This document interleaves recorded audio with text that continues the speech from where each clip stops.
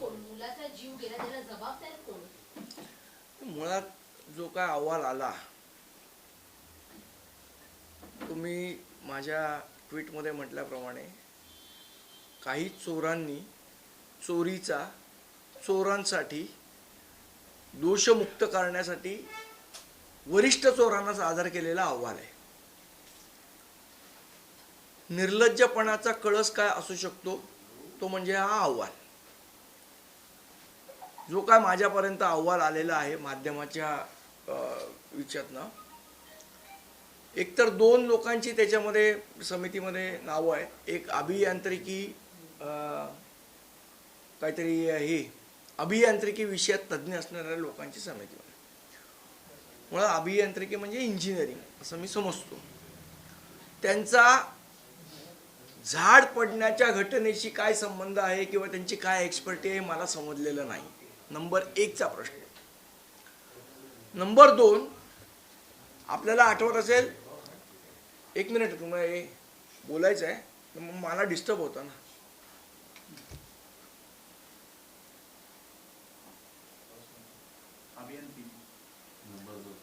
Number 2, जो अहवाल आला त्याच्यामध्ये बऱ्याचशा गोष्टी या इग्नोर केलेल्या आहेत. काल आपल्याला आठवत असेल तर आम्ही पत्रकार परिषद घेतली होती. ती पत्रकार परिषद घेताना आम्ही ही बाब प्रशासनाच्या निदर्शनास आणून दिलेली, आपल्याही निदर्शनास आणून दिलेली, की जे त्या आत्ताच्या अहवालात म्हटलंय ना की ट्री रिस्क असेसमेंट आम्ही करणार, या संदर्भातला पत्र 2024लाच महापालिकेकडे आलेलं की आम्ही ट्री रिस्क असेसमेंट करून देऊ. त्याच्यावर माझ्याकडे ते पत्र आहे, त्याच्यावर मुख्यमंत्र्यांचा शेरा आहे की examine and do the needful. मग 2024 ते 2026 जे आत्ताच्या अहवालात म्हटलंय की ट्री रिस्क असेसमेंट आम्ही करू, ते हे 2 वर्ष गार्डन सुपरिटेंडंट श्री परदेशी यांनी का केलं नाही, या संदर्भात अहवालामध्ये कुठेही उल्लेख नाही. आज तुम्ही सांगता की आम्ही ते करू, मग 2 वर्ष तुम्ही का नाही केलं जेव्हा तुमच्याकडे ती टेक्नॉलॉजी अवेलेबल होती? बरं, त्याच्यात त्यांनी असं म्हटलंय की जो कंत्राटदार आहे त्याला आम्ही जबाबदार धरून त्याला काय 2 लाख रुपयाचा दंड. हे जे कंत्राटदार आता नेमलेले आहेत यांच्याकडे कुठलीही एक्सपर्टी नाही, मग त्यांना नेमणारे अधिकारी कोण होते? मग त्यांचा त्याच्यात दोष नाही का?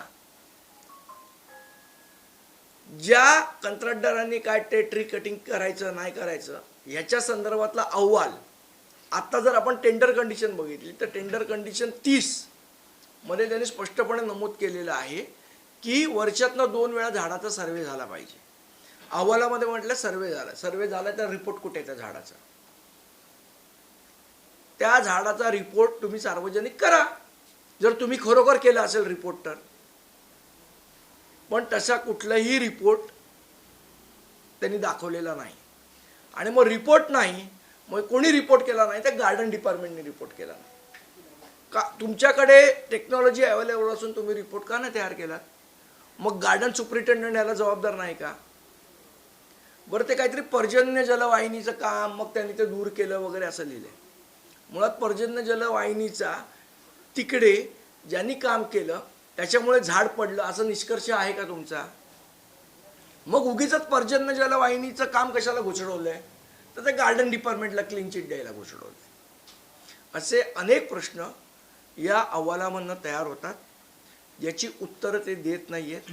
आणि जेव्हा काल आम्ही पत्रकार परिषद घेतली मनसेनी आणि हे त्यांच्या निदर्शनास आणले की 2 वर्ष तुमच्याकडे ट्री रिस्क असेसमेंट ही टेक्नॉलॉजी तुम्हाला मुख्यमंत्र्यांनी सांगितलं वापरायला, असून वापरली नाही, तरी निर्लज्जपणे काल रात्री तुम्ही अहवाल प्रसिद्ध केलात की याच्यामध्ये कोणाचा दोष नाही.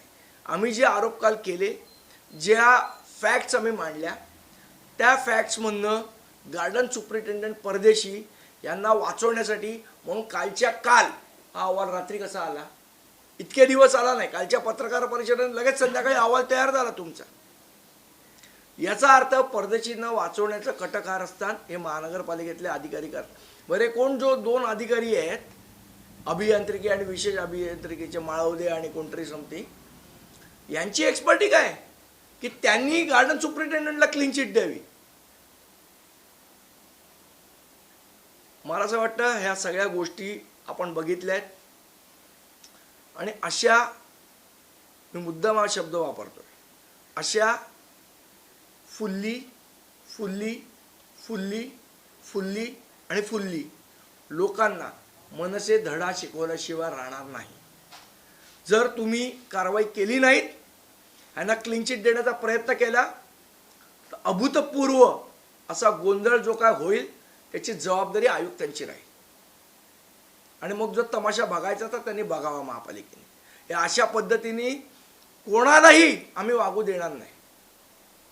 याच्यामध्ये आता महाराष्ट्राची बदनामी होत नाही का, हा मुख्यमंत्र्यांना प्रश्न आहे माझा, की तुम्ही एका चिमुरड्याच्या मृत्यूबद्दल इतके असंवेदनशील आहात की तुमच्या अधिकाऱ्यांना वाचवण्यासाठी खोटा अहवाल तयार करता. तुम्ही खोटं बोलता, बाकीचे मुद्दे तुम्ही त्याच्यात विचारात घेत नाही आणि थातूर मातूर काय 27 किलोमीटर वाऱ्याने का 25 किलोमीटर वेगाने वारे. मग बाकीची झाडं का नाही पडली, तेच झाड कसं पडलं? याचा अर्थ त्या ट्रीची, त्या झाडाची रिस्क असेसमेंट तुम्ही केली नव्हती. मग जर झाडं, त्यांनी असं सांगितलं की 1000 झाडं पडली म्हणून हे झाड पडलं, मग 28 लाख झाडं पडली नाहीत, त्याच्याबद्दल काय? की त्याची कंपॅरिझन करणार नाही अहवालात? 1000 झाडं पडली म्हणून हे झाड पडलं असं तुम्ही निष्कर्षापर्यंत आलात. मग 28 लाख झाडं जी पडली नाहीत त्याच्याबद्दल काय? का ती सगळी व्यवस्थित केलेली महानगरपालिकेने? त्यामुळे असे थातूर मातूर गोष्टींनी अधिकाऱ्यांना आम्ही सोडणार नाही. हा मनसेचा शब्द आहे. अधिकाऱ्यांना धडा शिकवल्याशिवाय आम्ही राहणार नाही. 3 अधिकाऱ्यांना निलंबित केलंय. तुमचं म्हणणं आहे की ते निलंबन कायम राहावं?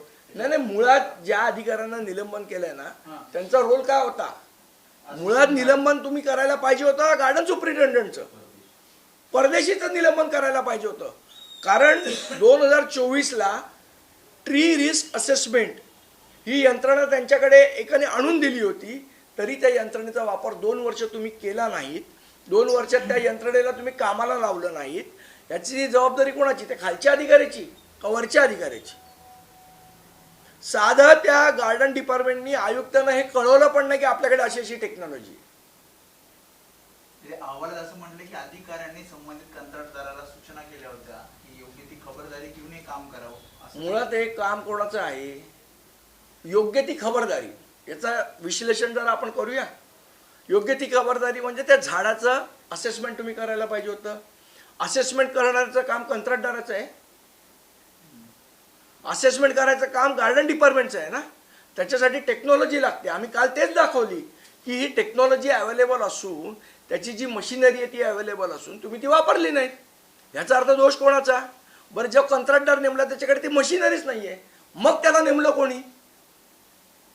आणखी एक सल्लागार कंत्राटदार पण आहे, त्यालाही 2 लाखाचा दंड. कसला सल्लागार कंत्राटदार?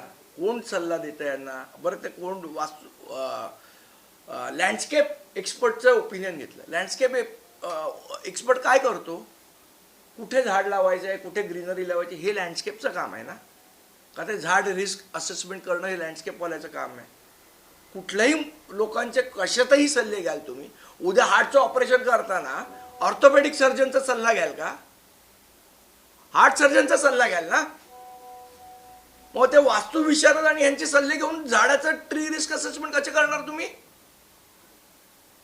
याच्या अगोदर आयुक्तांनी राजकीय दबाव नाही आहे याच्यात. नाही, याच्या कंत्राटदार आहेत. नाही, हे कंत्राटदारांचं थातूर मातूर आहे हो. 2 लाखाचा दंड आणि 5 लाख. त्या मुलाची किंमत 7 लाख रुपये लावली का तुम्ही? ज्या मुलाचा जीव गेला त्याची किंमत 7 लाख रुपये लावली आहे. एवढा स्वस्त झाला जीव आम्हाला एका लहान मुलाचा. याच्या अगोदर आयुक्तांनी म्हटलं होतं की सीसी रोड हे झाड पडण्यासाठी कारणीभूत नाहीत. महापौर म्हणतात सीसी रोड कारणीभूत आहे. मुळात हे दोन्ही गोष्टी कारणीभूत. तुम्ही झाडाचं, मी पुन्हा सांगतोय, आपण मला असं वाटतं वेगळ्या प्रश्नांवर चर्चा करतोय आणि आपल्याला वेगळीकडे भरकटवण्याचा प्रयत्न आयुक्त करतायत आपापसात वाद घालून. मुळात त्या झाडांची ट्री रिस्क असेसमेंट म्हणजे झाड किती धोकादायक आहे याची असेसमेंट करायला 2 वर्ष तुमच्या हातात होती, कोणीही असेसमेंट केलं नाही. मग आता कॉन्क्रीटमुळे झाड पडलंय का नाही पडलंय अशा वेगळ्या वादामध्ये अडकवण्याचा प्रयत्न, डिसेबल करण्याचा प्रयत्न बिपिन शर्मा आणि भिडे मॅडम दोघंही करतायत. त्यांनी हे बंद केलं पाहिजे. आम्ही मूर्ख नाही आहोत. देशपांडे सर, नेहमी अशा घटना घडल्याच्या नंतर संबंधित कंत्राटदारावर सामान्य कारवाई होते.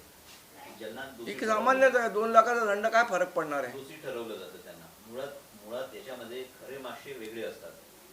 नेहमी बघायला गेलं तर जे मुख्य अधिकारी असतात ते जरी आपण फांदी कट केली तरी ते दंड ठोठावतात. मग यांच्याच पगारातून हे का वसूल करू नये? नाही, पैसे वसूल करायचा 2 लाख आणि 5 लाखाचा विषय नाही हो. तुम्ही विषयाचं गांभीर्य समजून घ्या. एका माणसाचा जीव गेलाय, त्या अधिकाऱ्याला कायमस्वरूपी घरी बसवणं महत्त्वाचं आहे, जेणेकरून बाकीच्यांना कळेल की आपण नीट काम केलं पाहिजे. जर अधिकाऱ्यावर कारवाई झाली नाही आणि 2 लाख रुपये दंड भरून जर अधिकारी सोडतो, आत्ता भरेल दंड. त्याच्याकडे काय पैशाची कमी आहे? एवढ्या बिल्डरना ट्री कटिंगची NOC दिली, 2 लाखांनी काय फरक पडणार आहे परदेशीला? विषय पैशाचा नाही आहे, विषय व्यवस्था बदलण्याचा आहे, विषय व्यवस्था सुधारण्याचा आहे. ती सुधारण्यासाठी तुम्ही जर अधिकाऱ्यांना क्लीन चिट देत फिरलात तर व्यवस्था सुधारणार कशी? त्यामध्ये काही समितीने उपाययोजना सांगितल्या, 20-25 उपाययोजना. अरे ह्याच उपाययोजना 2024 सालचं पत्र आहे मुख्यमंत्र्यांनी पाठवलेलं MC ला, तेव्हा का नाही सुधारणा केल्या? ही कुठली समिती आणि कोण आहेत तज्ज्ञ हे लोक? यांची अक्कल काय शेण खायला गेली आहे? एका माणसाचा जीव जाऊन पण जर यांना संवेदना होणार नसेल, हे भावना विवश होणार नसतील, तर अशा अधिकाऱ्यांचं काय करायचं?